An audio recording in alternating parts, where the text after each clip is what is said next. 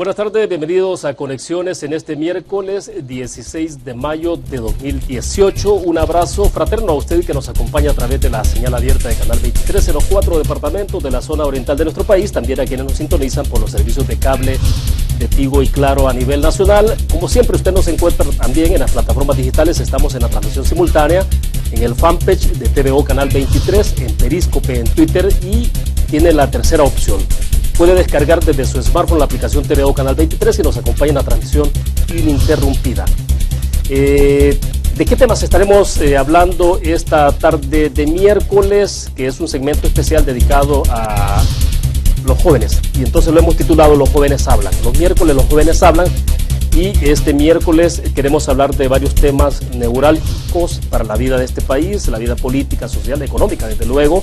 Elección de magistrados de Corte Suprema de Justicia, la correlación de Asamblea Legislativa que se ha configurado después del 4 de marzo, elecciones 2019, algunos temas que están por ahí y que a veces uno siente que palidecen, que es el tema de la transparencia, la anticorrupción, qué tanto ese tema se puede estar viendo en perspectiva para 2019. Todos los temas, desde luego, están cruzados, cruzan de manera transversal la vida de este país. Y esta tarde entonces queremos agradecer que están dos jóvenes con nosotros. Les presentamos a ustedes a Silvia Villalta. Ella es integrante del área de transparencia y anticorrupción de la Iniciativa Social para la Democracia. Silvia, es un agrado que esté con nosotros esta tarde. Bienvenida. Un gusto, muchas gracias por la invitación. Perfecto, también agradecemos a Carlos Palomo, él es representante de Transparencia, Contraloría y Datos Abiertos, Tracoda. Tracoda, ustedes recordarán, hay representantes de Tracoda que han estado con nosotros en programas anteriores. Pues bien, hoy está Carlos Palomo. Carlos, es un gusto, bienvenido, buenas tardes. Muchas gracias y gracias por la invitación. Bien, perfecto. Bueno, yo creo que son varios temas en agenda, ¿no? Y tenemos una hora para hacer el análisis. Silvia, me gustaría comenzar contigo, a lo mejor si tenemos una perspectiva general en principio, ¿no? Que nos permita colocar el tema en agenda, y es la elección de magistrados de Corte Suprema de Justicia. Hemos tenido dos eventos, me parecen relevantes. El primero tiene que ver con el proceso que hizo la FEDAES, ya para escoger la lista que ellos han presentado, y la otra tiene que ver con lo más reciente del CNJ, el Consejo Nacional de la Judicatura, porque finalmente a la Asamblea Legislativa deberán llegar una sola lista, pero se trata de dos prácticamente, 15 de FEDAES y 15 de CNJ, que serían 30 en total, ¿no? Sí. Entonces, pero bueno, una perspectiva tal vez general, y después podemos entrar en los detalles de cómo ha visto este proceso. Sí, perfecto. Bueno, tal vez comenzando con la Constitución. En la Constitución de la República ahí nos menciona de que el proceso para elección de magistrados se va a realizar dentro de dos mismos procesos que van a ser paralelos, es decir, el proceso de la FEDAES, que es la Federación de Abogados que representa a los abogados aquí en El Salvador, y el proceso del CNJ. Entonces aquí tenemos que en primer lugar se dio el proceso de las FEDAES, que fue una elección con 22 candidatos, una elección electoral igual a la que se hace cuando es una elección municipal o una elección de consejo o una elección de diputados. Entonces aquí se realizó la elección de 22 y de los 22 se seleccionaron a los 15 que fueron los más votados. De esos 15 se llevaron al CNJ para que estos pudieran primero analizar los expedientes de los 15 para verificar que cumplan efectivamente con los requisitos constitucionales, es decir, sí, que sea salvadoreño, nacido, que tenga 40 años de edad, que haya ejercido alguna magistratura o judicatura, etcétera, ¿verdad? Y también, que algo muy importante es que cumpla con la desvinculación partidaria. En este caso, propio del proceso de FEDAES, con esos 15 que se presentaron, el CNJ, al analizar todos los expedientes, se dieron cuenta de que habían dos de los candidatos que estaban postulados que tenían una vinculación partidaria con el partido del FMLN. En este caso se pidió que se excluyeran de la lista y que luego se presentaran a otros dos, debido a que en el caso de Tito Edmundo Celada había una inconstitucionalidad que fue presentada cuando él era presidente del CNJ y que por eso se realizó la destitución de su cargo por la misma vinculación partidaria. En el caso de Jesús Ulises Rivas había una medida cautelar igual por lo mismo que era una vinculación partidaria del FMLN. Entonces, en este caso se pidió que se excluyeran de la lista, que realmente la ley del CNJ permite que ellos puedan decidir que se excluya de la lista a alguien, pero eso sí, ellos no pueden elegir arbitrariamente a quién van a colocar. Es decir, que ellos se remiten de nuevo a las FEDAES para que la FEDAES le diga a los otros dos que va a volver a postular, ¿verdad? Y en este caso fue a Gilberto Canjura y a Ramón Narciso, no recuerdo el apellido. Sí. Entonces fueron a esas dos personas a las que han puesto y ahí ya se conformó la lista de los 15 de las FEDAES. Ahora, en el caso del proceso del CNJ, se hace en 3 fases. El primero es la preliminar, que es en donde se seleccionaron, se postularon 95 candidatos, ¿verdad? Que fueron de los abogados elegibles que se encuentran en el padrón electoral de abogados. Entonces, de esos 95 se pasó a la segunda fase, que era de evaluación, una evaluación curricular, psicológica, y de ahí se sacaron a 70, que iban a ser los que posteriormente se iban a entrevistar. Y un paréntesis, la diferencia fundamental de cómo selecciona FEDAES, cómo selecciona CNJ, tiene que ver con la elección que se somete. FEDAES es con voto de los abogados, ¿no? Sí, exacto. CNJ es distinto. Sí, FEDAES precisamente lo que muestra es la expresión de voluntad de los abogados de decidir a quienes consideran que son los idóneos para poder estar en el cargo de una magistratura. Claro. Y en el caso del CNJ, por ser los mismos que ellos tienen la función de estar evaluando y dándole capacitaciones a los jueces y magistrados, ellos por eso tienen ese privilegio, por decirlo así, según la Constitución, de elegir a los otros 15 que pueden ser los idóneos para ejercer el cargo de magistratura. Entonces, volviendo siempre a con lo del proceso del CNJ, luego de que se elige a los 70 entrevistados, se realiza la entrevista, obviamente, y posterior a ellos se eligen a 39. Luego de esos 39 se hace una deliberación pública y se eligen a los 15, y así se conforma en total a la lista de los 30 candidatos que se va a mandar luego a la Asamblea Legislativa. Y la deliberación pública, la que obviamente vimos la semana pasada, ¿no? Sí, exacto. Fue abierto, parcialmente abierto, pero los medios estuvieron presentes ahí. Sí. Ustedes, debo entender que también... Observadores como también. Observadores, ¿no? Perfecto. A ver, Carlos, a veces uno dice, como hay dos procesos distintos, el método de selección que tiene la FEDAES es diferente al que tiene CNJ.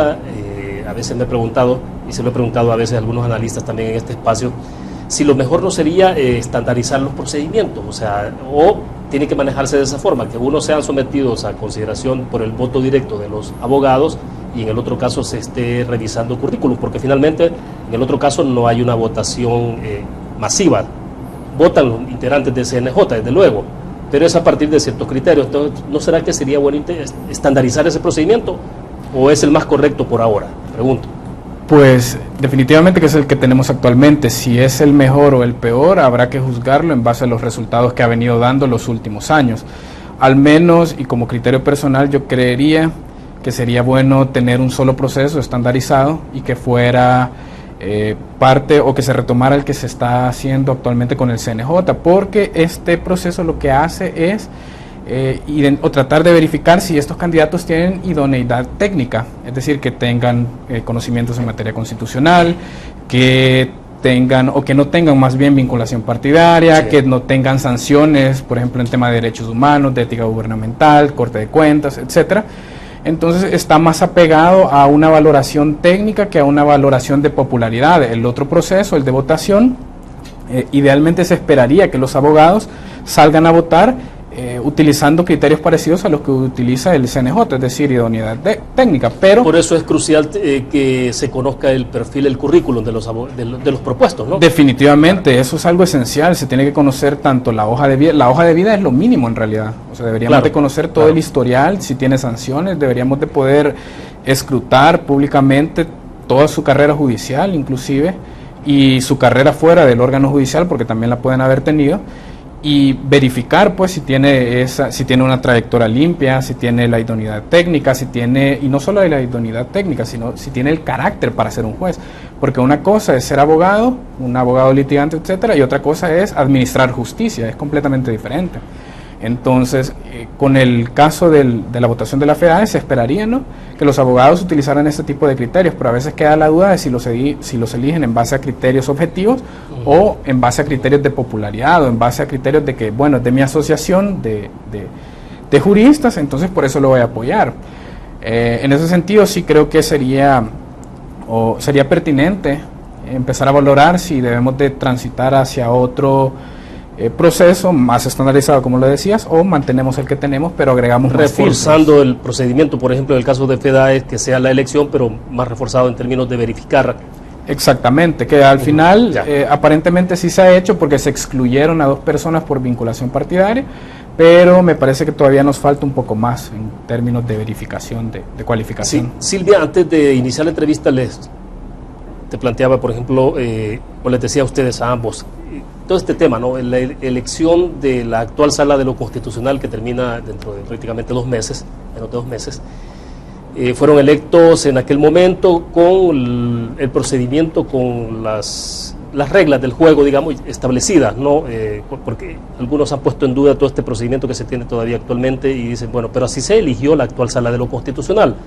Algunos dicen, bueno, sí, pero lo que hubo acá es un golpe de suerte, ¿no? Que al final los partidos principales apostaron que estas son nuestras cartas de candidatos a magistrados y al final resultaron independientes prácticamente de todos, ¿no? Y tanto es así que a veces ni derechas o izquierdas están satisfechos con el trabajo de Sala de lo Constitucional, pero tiene que ver con el tema de independencia.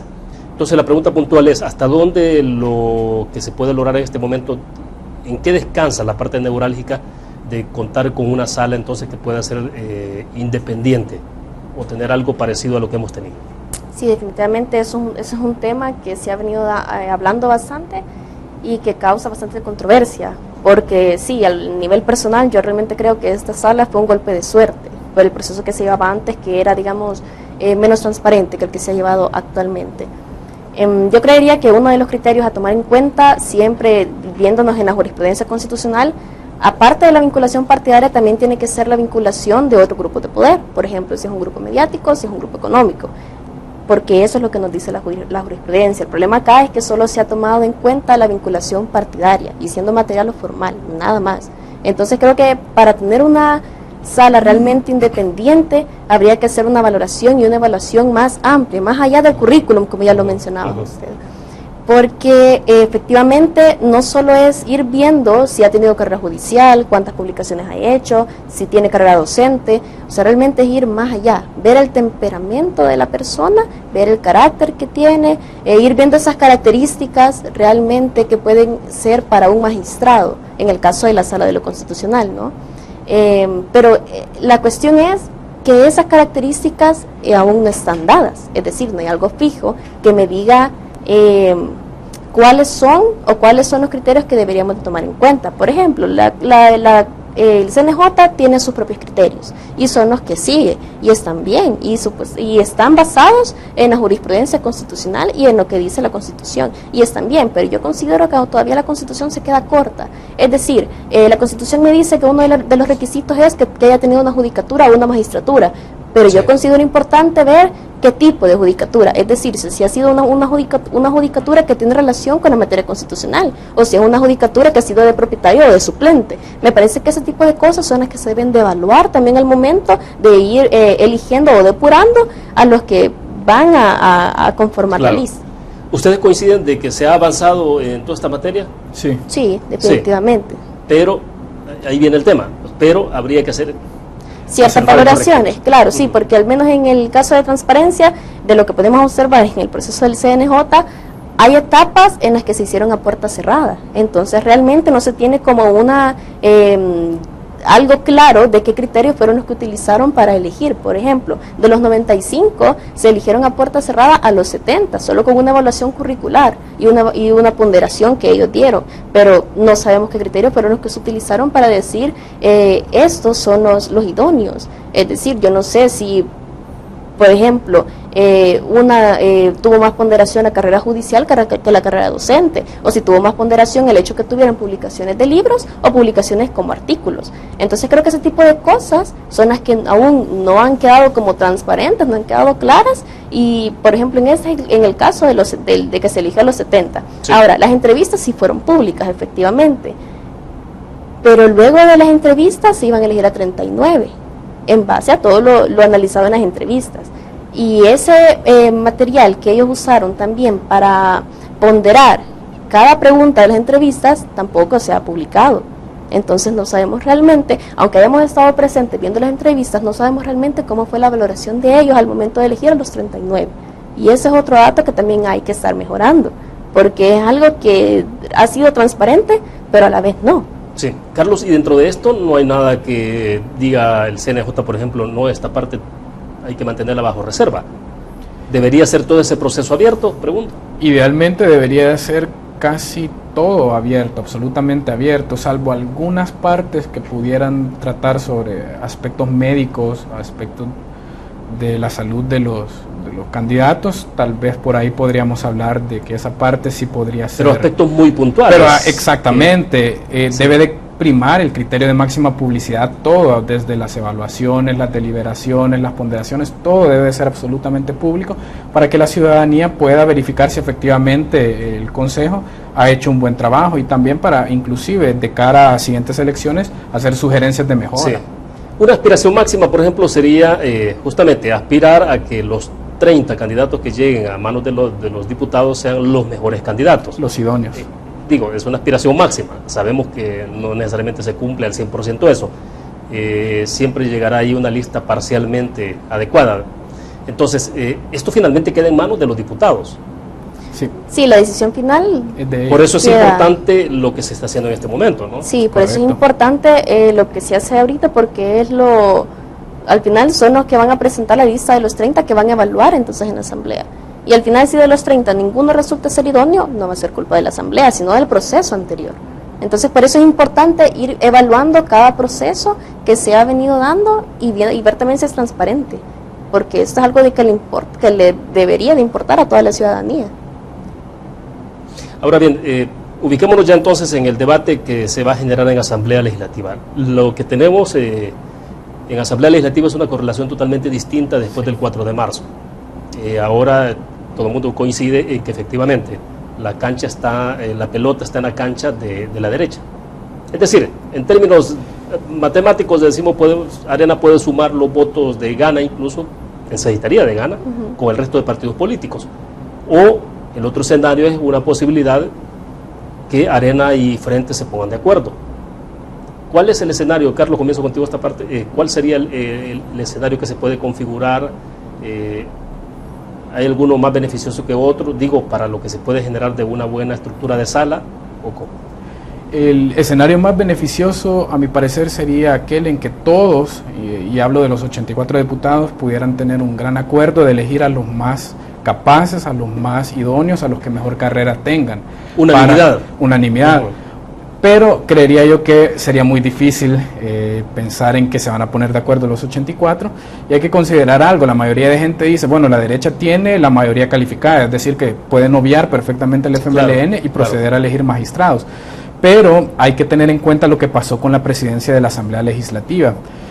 Creo que para todos ha sido bien notorio que hubo un distanciamiento entre Arena, PCN y Gana por el tema de que Gana quería la presidencia de la Asamblea Legislativa, e inclusive el expresidente de la Asamblea, Guillermo Gallegos, hacía el señalamiento público de que los iban a necesitar a ellos para elegir magistrados, y entonces eso te da a pensar si en verdad Gana se va a poner del lado del bloque de la derecha a la hora de escoger magistrados de la sala de lo constitucional y de la otra sala que es la de lo civil, si no me equivoco. Que tampoco sería tan automático, digo, porque Gana finalmente tampoco se la puede jugar, decir, bueno, entonces me quedo ausente ahí, porque definitivamente otro puede ocupar el espacio, y en este caso hasta el FMLN. Me parece que Gana va a jugar el papel más importante, va a ser el actor más decisivo en esta elección, porque de sus votos dependerá si al final si la derecha puede escoger magistrados de sala, o si al final se conforma un bloque alternativo, que podría ser perfectamente Gana, Gana, FMLN y algunos diputados por ahí, el Independiente, el CD.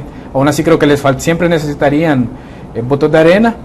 Entonces sí tienen el reto de ponerse de acuerdo, y lo ideal, como te decía, era que todos pudieran arribar a un gran acuerdo de escoger a los mejores, y no por cuotas como se ha venido haciendo, porque esa es la otra que deberíamos de evitar. Independientemente de que se pongan de acuerdo, este acuerdo no debe pasar porque, bueno, estos dos son cuota de la izquierda o estos dos son cuota de la derecha, sino que deben de ser los más capaces, no como ocurrió, bueno, de hecho, eso fue lo que ocurrió con la sala del Constitucional que está ahorita, que ellos dijeron, bueno, estos son mi cuota y estas son mi cuota. Al final no les salió bien el tiro, pero nada nos garantiza que si se hace así otra vez podamos tener una sala independiente, ¿no? Entonces por ahí va el reto y sí, habrá que ver cómo se comportan.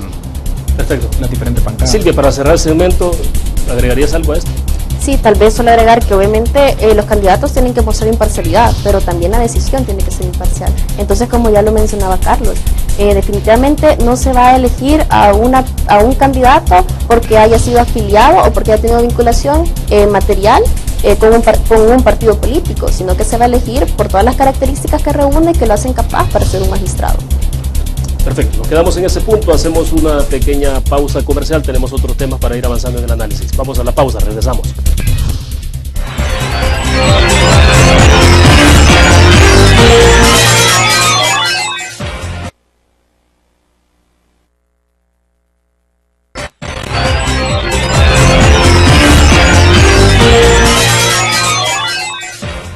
Es miércoles y este día lo dedicamos a los jóvenes. De hecho, es un programa especial que lo hemos denominado Los Jóvenes Hablan, y hoy están dos jóvenes con nosotros en nuestros estudios acá en San Salvador: Silvia Villalta, de Transparencia y Anticorrupción, de Iniciativa Social para la Democracia, y Carlos Palomo, de Transparencia, Contraloría Social y Datos Abiertos, Tracoda. A ver, para que vayamos avanzando, finalmente todos los temas están cruzados, pues es imposible desvincular una cosa de la otra. Hablamos de elección de magistrados de Corte Suprema de Justicia, y la otra tiene que ver la correlación que se ha configurado en la Asamblea Legislativa. Silvia, hay varias elecciones estratégicas en las que tomará decisión esta legislatura. Precisamente vamos a tener esta semana la segunda sesión plenaria, pero la primera fue formalidad, instalación, ¿no? Junta directiva. Esta que viene sí ya se supone de trabajo en firme de los diputados. Pero hay varias elecciones que están en curso para el presente año. ¿Tu opinión? Sí, bueno, por ejemplo, además de la elección de magistrados de la Corte Constitucional y de la Sala de lo Civil, también tenemos la elección que esta asamblea va a ser del Fiscal General de la República, del magistrado del Tribunal Supremo Electoral, de la presidencia del CNJ. O sea, realmente esta asamblea creo que va a ser la definitiva para ciertas elecciones de diferentes instituciones que van a tener pues cabida. Entonces es precisamente por eso que desde antes de que se realizara la elección de las asambleas y de consejos municipales es que se estuvo promoviendo eso de la importancia de ir a votar, porque esta asamblea es la que va a elegir las cabezas que van a estar al frente de estas instituciones. Entonces es importante ir evaluando el trabajo y asegurar la transparencia también en ese tipo de decisiones. Es decir, que no solo hay que asegurar la transparencia en magistrados, sino también la transparencia en el proceso de elección de fiscal, del CNJ, del Tribunal Supremo Electoral. Ahora bien, la población decidió de alguna forma tener a sus representantes en la Asamblea Legislativa y se configuró la Asamblea Legislativa, que es la que tenemos actualmente. Pero la pregunta siguiente es, ¿hasta qué punto, Carlos, por ejemplo, todo este tema de participación de la sociedad civil debe estar entonces con los ojos puestos en lo que están haciendo los diputados? Hay una parte que me parece que es esencial, ¿no? Hasta dónde, bueno, uno puede decir, bueno, hay que dejar, ya votamos y decidimos delegarles el poder a los diputados y los partidos políticos, y hoy que ellos decidan. ¿Tu opinión? No debería ser así.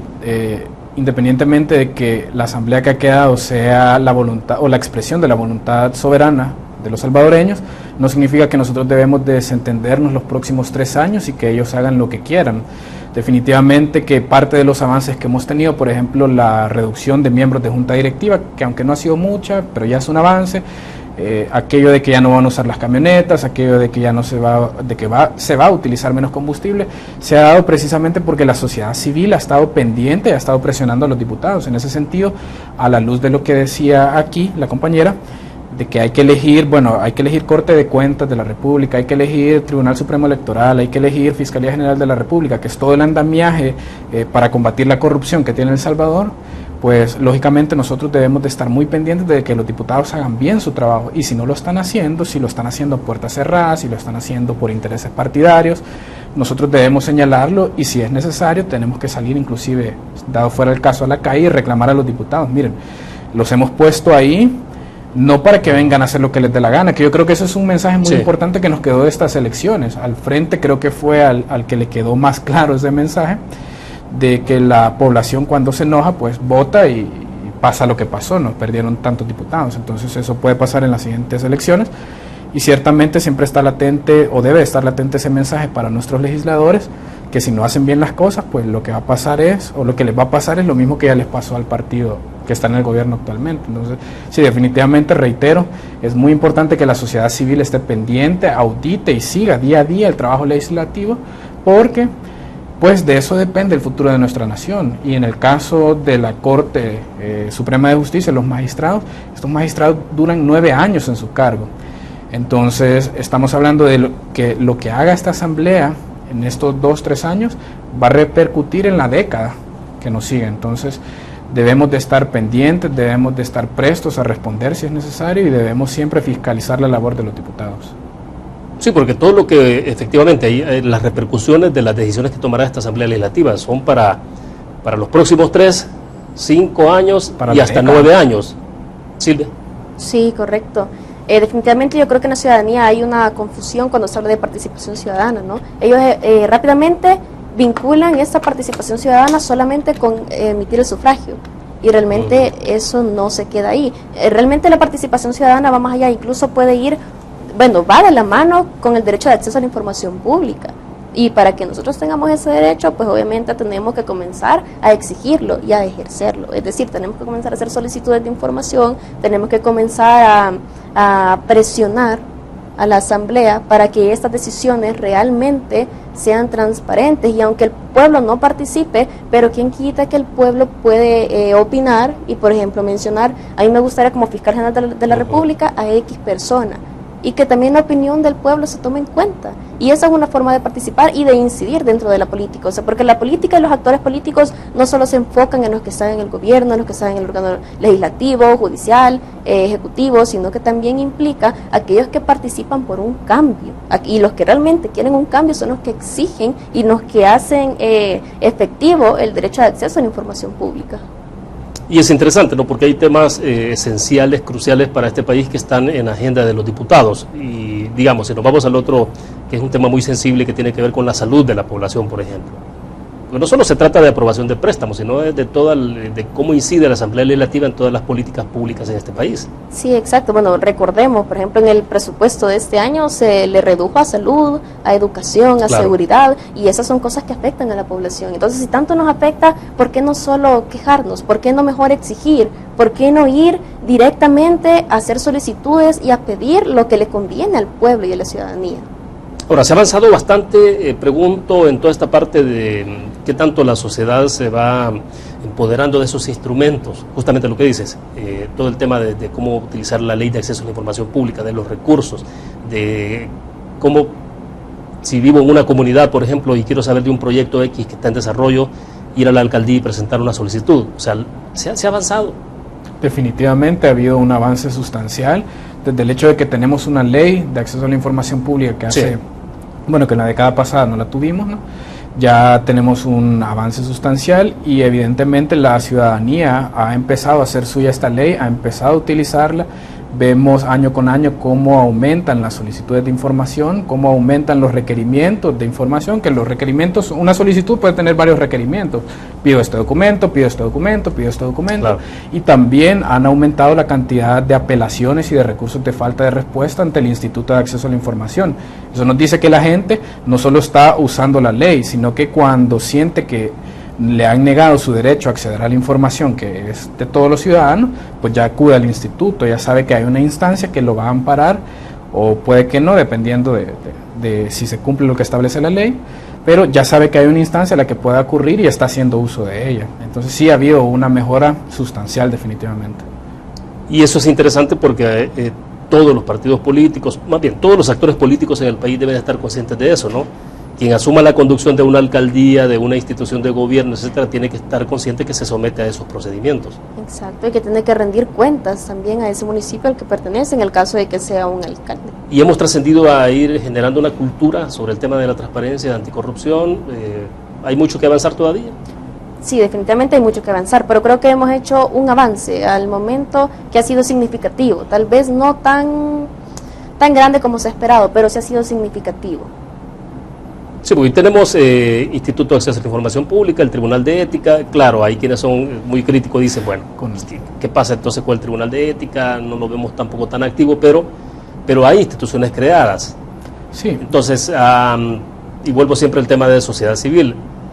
Las instituciones pueden estar ahí, pero hay una responsabilidad social de activarlas también. Definitivamente, nosotros como ciudadanos tenemos el deber de acudir y denunciar cuando somos o conocemos de casos de corrupción, y también tenemos el deber de ejercer contraloría sobre las instituciones contraloras, por ejemplo la Corte de Cuentas, Tribunal de Ética Gubernamental, Fiscalía y el Instituto de Acceso. Nosotros como ciudadanos deberíamos de estar pendientes de que estos organismos estén realizando la labor que deberían, que lo estén haciendo en los tiempos debidos, que lo estén haciendo con la diligencia debida.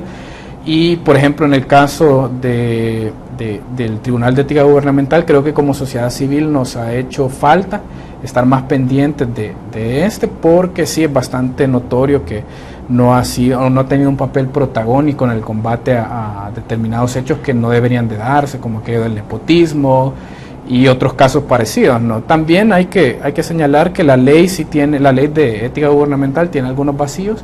Precisamente ahí nosotros como sociedad civil deberíamos de entrar, señalarlas e ir a la asamblea. Miren, diputados, queremos que modifiquen esta ley y que le agreguen más dientes para que este tribunal pueda actuar mejor y evitar faltas a la ética pública, que yo creo que es donde más nos hemos quedado estancados, y también en el tema de rendición de cuentas. Me parece que todavía pensamos que la rendición de cuentas solo trata de ir y leer un informe, una memoria de labores, y es mucho más allá de eso. Entonces creo que todavía nos falta bastante en eso, y que es donde más debemos incidir.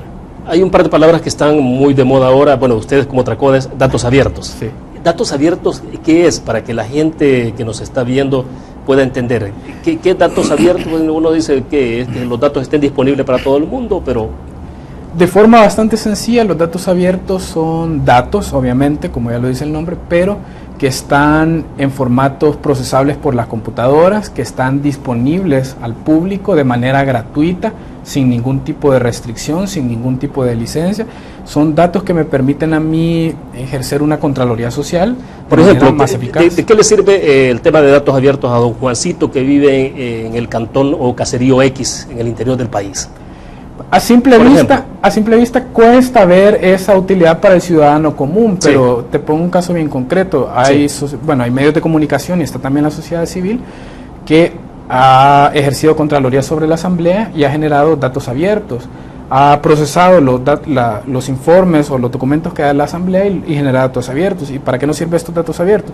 Bueno, para saber, por ejemplo, que una de cada 3 iniciativas de ley de los diputados son para declarar un día de asueto, un día festivo, algo que no tiene mayor relevancia para el ciudadano común. Entonces el ciudadano puede enterarse, bueno, mis diputados están invirtiendo un 30% de su tiempo en cosas que no me sirven, y el ciudadano puede activarse. Per se o en sí mismo el dato abierto no te va a solucionar ningún problema, y eso hay que dejarlo claro, pero te sirve para saber dónde atacar, o te sirve para saber dónde se está desperdiciando más recursos, y en consecuencia vos vas y ejerces contraloría. Entonces quizás no es tan directo el beneficio, pero definitivamente que lo hay. Sí, pero bueno, al final de cuentas es relevante, ¿no? Porque el dato disperso puede estar ahí, pero si está disperso no se logra interpretar. Entonces es ya ahí sí mucha labor del periodismo, de los medios de comunicación, de tomar esos datos, y la sociedad finalmente, ¿no? Porque eso no es exclusivo de los medios. No. Pero es un tema importante, Silvia, por ejemplo. Entonces, ¿cómo ver toda esa parte de interpretación de datos para que la población los tenga a la mano? Sí, porque uno dice, bueno, pero con las peticiones, leí esa información, creo que el diario de hoy publicó ese ejercicio, ¿no? Y uno se quedaba, bueno, pero entonces, ¿a qué están dedicando sus esfuerzos los diputados en Asamblea Legislativa? El dato frío no decía mayor cosa, pero si se interpreta, ya nos da un buen resultado. Sí, correcto. Yo creo que ahí también es esto de bajar el tecnicismo, ¿no? Que porque a veces muestran esto con un lenguaje muy complicado, que uno dice, es que si no estudio economía no voy a entender todo este montón de gráficas que me están presentando acá. Y realmente no, hay que observar la manera de hacer una educación cívica, ¿no? Para la población, para que toda la población lo pueda entender. O sea, hay que bajar ese tecnicismo a un lenguaje sencillo, a un lenguaje común, para que todos lo puedan entender. Entonces, creo que será responsabilidad de todos, no exactamente de una institución específica gubernamental o no gubernamental, sino más bien de toda la ciudadanía, el poder apoyar en esa educación cívica. Va, por ejemplo, en el caso de ISD, tenemos aproximadamente ya 2 años en los que hemos estado dando capacitaciones en municipios muy escondidos a los que tal vez alguien nunca ha llegado en su vida, en cantones a los que tal vez alguien nunca le ha conocido el nombre, y realmente hemos llegado para hacerle entrar en razón a toda esta población, a toda esta ciudadanía, de la importancia que tiene la ley de acceso a la información pública, la transparencia en las instituciones, de cómo ellos pueden usar estas herramientas que se han venido dando para poder exigir que se haga una transparencia en todos el funcionamiento que se da dentro de una alcaldía, por ejemplo. Por supuesto, ellos no pueden acceder a tecnología ni a internet, pero pueden ir directamente a la alcaldía a hacer la solicitud de información, o pueden ir a la alcaldía a solicitar o a exigir X documento, o a pedir que ellos tengan algún tipo de necesidad, y a solicitar a la alcaldía que se les brinde apoyo, por ejemplo. Entonces, creo que esto es algo importante y algo crucial para que haya realmente un cambio, porque que las leyes estén ahí no me garantiza el cambio, sino que lo que me lo garantiza es que todos tengamos conocimiento de la ley. Y aunque la misma ley diga de que nadie puede alegar ignorancia de la ley, realmente hay tantas leyes que se aprueban casi que a diario y que es imposible conocerlas todas. Ni siquiera un abogado creo que podría conocerlas todas. O sea, realmente es increíble la cantidad de leyes que hay acá. Y creo que para poder dar un conocimiento más amplio y profundo, y para que esto se pueda materializar en una exigencia y realmente en que se cumplan los derechos de la ciudadanía, habría que hacer una educación que, como ya lo mencioné, no solo va a quedar en responsabilidad de una sola entidad, sino en responsabilidad de toda la ciudadanía.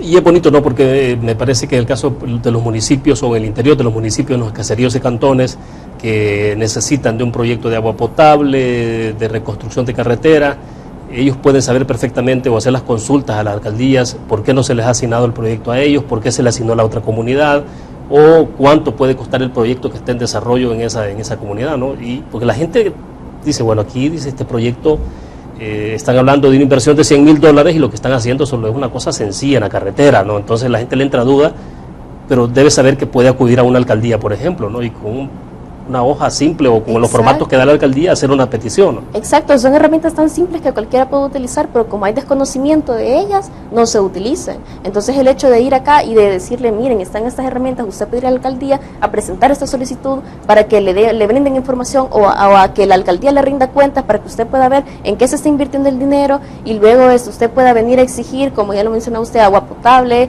el arreglo de calles, el arreglo de alguna comunidad, por ejemplo. Y realmente a mí me ha sorprendido cómo reaccionan al darse cuenta que eso existe, porque realmente cuando se dan cuenta que existe, hacen uso de ello, y hasta me encanta porque usan la palabra de abusamos de las herramientas, pero está perfectamente bien que abusen de las herramientas y que vayan a exigir a la alcaldía y que vayan a exigir a todas las entidades que les rindan cuentas y que ellos exijan las necesidades que ellos tienen para que se les pueda proveer.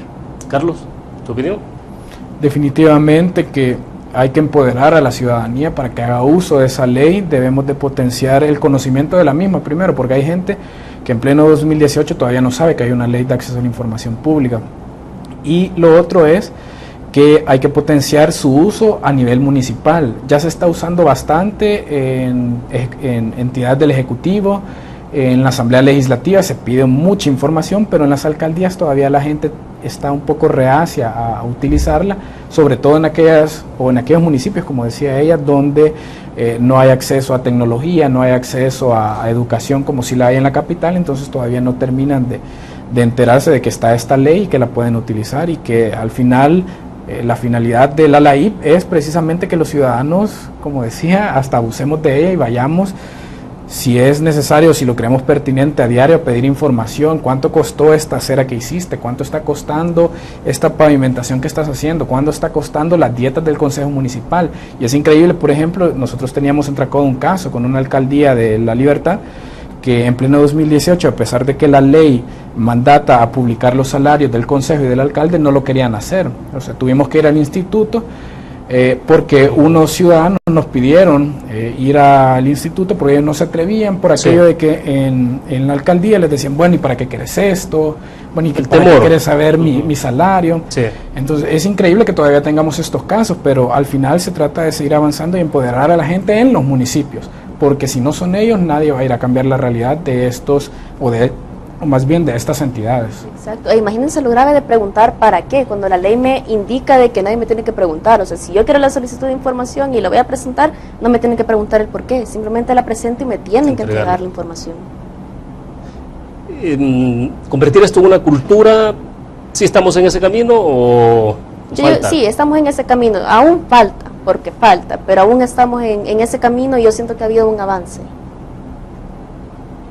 Este tema, cómo se ha trasladado o hasta qué punto se ha asumido? Recién pasó la asamblea, la elección de diputados y alcaldes para asamblea legislativa, por ejemplo, diputados. ¿Qué tanto se asumió eso dentro de las plataformas de los partidos políticos? ¿Vieron ustedes el tema presente? Creo que tenemos que hacer la última pausa comercial. Cuando regresemos les dejo plantear la interrogante y hablamos en perspectiva de la elección de 2019. También me interesa conocer un poco la opinión de ustedes, qué están pensando los jóvenes sobre estos temas. Hacemos una pequeña pausa comercial, regresamos.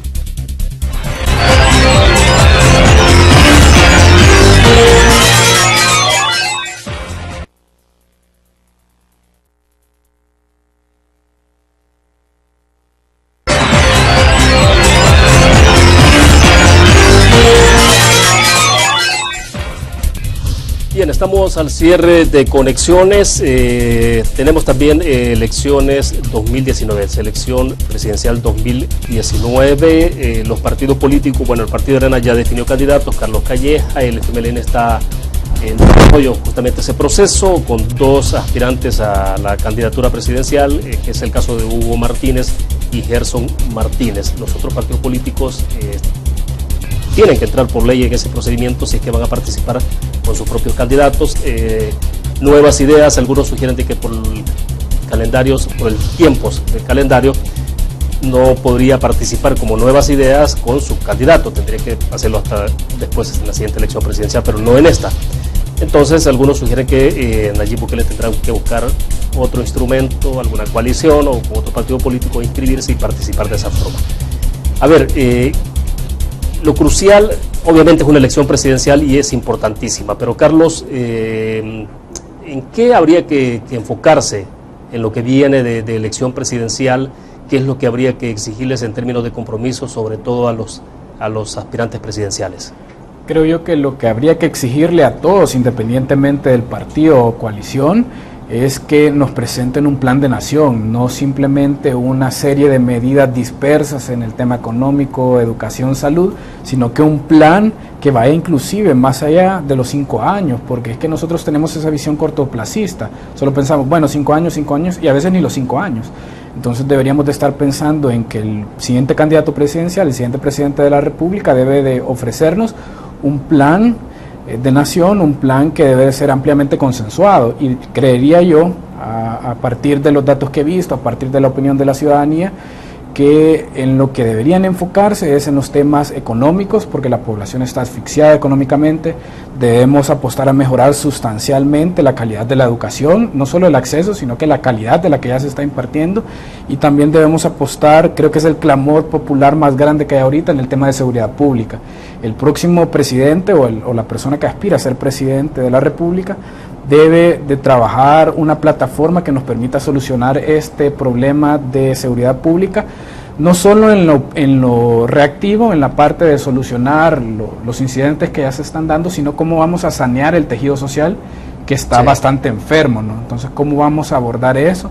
Es lo que deben ellos tener muy en cuenta, y evidentemente también la parte de transparencia y el tema de las instituciones de combate a la corrupción. Si bien es cierto, esto no solo de la presidencia, sino que depende de otras instancias, pero definitivamente que el Ejecutivo tiene mucho que ver, no solo en el impulso a las leyes, porque ya está demostrado que el Ejecutivo lleva la batuta en temas legislativos con datos, sino también en el hecho de que una buena cantidad de las instituciones estatales están adscritas al Ejecutivo. Entonces, todas deben de procurar ser más transparentes y de trabajar y avanzar en ese camino. Silvia, esta semana Diario El Mundo, que es lo que tenemos proyectado acá, es en la portada del pasado lunes. Decía El Mundo, el crimen provocó la pérdida del 9.5% del PIB en 16 años. Acá se estaba retomando un informe del Fondo Monetario Internacional, el FMI, donde señalaban ese tema, o sea, la criminalidad y el impacto que esto tiene. Entonces, si uno ve indicadores, encuestas del estado de ánimo de la población, de lo que más aqueja a la población, desde luego lo que está en primer lugar es el tema de la criminalidad, ¿no? Sí. Porque tiene que ver con la vida de cada uno de nosotros. Y más allá, en segundo plano, entonces aparece, no por eso menos importante, todo el tema de la economía, el desempleo, etcétera. Criminalidad tiene que ser un tema entonces esencial. Sí, definitivamente. Para propuestas presidenciales, definitivamente criminalidad tiene que ser uno de los que tiene que priorizar para poder tocar y mostrar una solución. Y como ya lo mencionaba Carlos, no una solución a corto plazo, sino una a largo plazo, porque obviamente aquí la delincuencia tiene mucho poder, si lo podemos mencionar así. Y ahora no puede pasar un día sin que en las noticias aparezca hay tantas personas muertas, ¿verdad? Claro. Y que ya no supera un número de solo una persona, sino que ahora supera un número a veces hasta más de 10 por día. Sí. Entonces definitivamente sí es un tema que aqueja a toda la población. Aquí no podemos decir que solo a una, no, realmente es a toda la población, porque ya se vive en Santa Elena o en Soyapango, creo que igual, por supuesto, en Soyapango hay aún más probabilidad de que ocurra algo, pero igual ahora ya no estamos tampoco tan ausentos de que incluso en Santa Elena o en Santa Tecla o en estos lugares que son más de zona alta, más de zona privilegiada, puede ocurrir algo, porque ya ha pasado incluso de que en ciertas zonas que se dicen no ser tan peligrosas, ha habido alguna que otra noticia que dicen muerte en tal lado, en tal calle, de un lugar que realmente se dice no es peligroso, y que sí se ve que ha sido de bandas criminales, de crimen organizado, por ejemplo, porque se nota incluso cuando se ve en expedientes de la Fiscalía que ha habido un proceso para hacer, por ejemplo, un homicidio, pero ha habido como un proceso previo de investigación de la persona, de decir, esta persona pasa por estos lados, sí, a tales y tales horas, entonces esa planificación que se hace, se nota que definitivamente no han sido un accidente de que disparé y le cayó a alguien, no, realmente ha sido planificado, o sea, realmente ha sido algo con una premeditación previa. ¿Y cómo se logra que los partidos políticos puedan, faltan más que serían 8 meses para la elección presidencial, ¿no? Aproximadamente. Lo que nos queda de este año son prácticamente 6-7 meses, 8 meses digamos, incluimos el mes de enero, pero habrá entonces que insistir mucho en los partidos políticos de comenzar a conocer cuáles son sus propuestas de gobierno, sus planes, cómo resolver estos temas, ¿no? Sí, yo creería que desde ya eso debería de estar más que publicado. Por ejemplo, en el caso de Nayib, aunque él diga que no pueda participar, ya sea con su partido o no, me parecería importante que si él desde ya se está dando a conocer como un próximo postulante o un candidato a presidencia, pues debería de comenzar a publicar ya cuáles son esas propuestas que le va a ofrecer al pueblo para mejorar tanto en delincuencia, para mejorar en salud, para mejorar en educación, para mejorar todo el tema económico. Entonces me parece que sí deberían de enfocarse en primer lugar en este tipo de temas de crimen que afectan a toda la población, pero también ir abordando otras necesidades que son esenciales para el pueblo. Carlos, porque ya no estamos en la etapa de diagnósticos, ¿no? O sea, no. Algunos sugieren que este país está hiperdiagnosticado, o sea, todo el mundo y diagnósticos, aquí el tema es de soluciones. Sí, definitivamente debemos de pasar de los estudios, por aquí eso se ha señalado mucho, que solo pasamos haciendo estudios, y se gasta mucha plata, ¿no? Porque a veces se reciclan los diagnósticos, solo se refrescan con datos del año presente y son caros. En seguridad pública hay 1001 análisis, 1001 estudios y todos llegan a la misma conclusión de que hay mucho que hacer, que hay que abordar el tema de la criminalidad, de la violencia, no solo en lo reactivo, no solo es sacar los vehículos blindados, no solo sacar a la Fuerza Armada, va muchísimo más allá de eso, y pareciera que el gobierno todavía no ha sido capaz de entender todos esos diagnósticos que ya le han cobrado bastante caros, por cierto. Y también nosotros como sociedad civil tenemos ese reto, ¿no?, de exigirle a los partidos, exigirle al gobierno, exigirle a la asamblea que es hora de pasar a la acción, más que estar meditando, más que estar pensando, bueno, ¿y qué es lo que hay que hacer? Si ya sabemos qué es lo que hay que hacer. Lo que nos falta es la voluntad de asignar presupuesto, la voluntad de sentarnos todos y decir, bueno, miren, por impopular que sea una medida determinada, hay que asumirla. Hay que trabajar en el tema también penitenciario, que ese es otro que ha quedado muy rezagado, que sí se ha hecho algo, pero que falta mucho, sobre todo considerando que estos son los principales centros son el centro neurálgico de la criminalidad. Todos sabemos que de ahí ha venido, o de ahí vienen muchas de las instrucciones de mandar, matar, detener a personas, extorsionar, etcétera. Entonces todavía tenemos bastante que hacer ahí. ¿Hay algún peligro de que el populismo termine nublando, enrareciendo, digamos, el ambiente y de esa forma entonces evitando que la población pueda conocer en efecto las propuestas reales de los partidos políticos, de los candidatos? Claro, en tanto se van por la vía fácil del populismo. Por ejemplo, uno piensa de inmediato cuando se hacían ofrecimientos o se siguen haciendo ofrecimientos de pena de muerte. En términos prácticos, ¿eso cuánto puede llevar al país para que instale, si es que se decidiera por esa ruta? Pues sí, por lo menos son 4 o 5 años. Aprobación de la Asamblea Legislativa actual, ratificación por la siguiente, renunciar a algunos tratados internacionales, etcétera, ¿no? Entonces, pero el populismo sí puede ser dañino en algún momento determinado. Definitivamente, mucha gente podría dejarse sorprender por esos cantos de sirena. En el caso de la pena de muerte es muy difícil, primero porque hay que pasar por 2 asambleas, son como 6 años para aprobar esa reforma constitucional, y por otra parte eso nos podría traer sanciones, nos podría posicionar mal de cara a la comunidad internacional, y ciertamente, al menos en mi opinión, representaría un fuerte retroceso en materia de derechos humanos.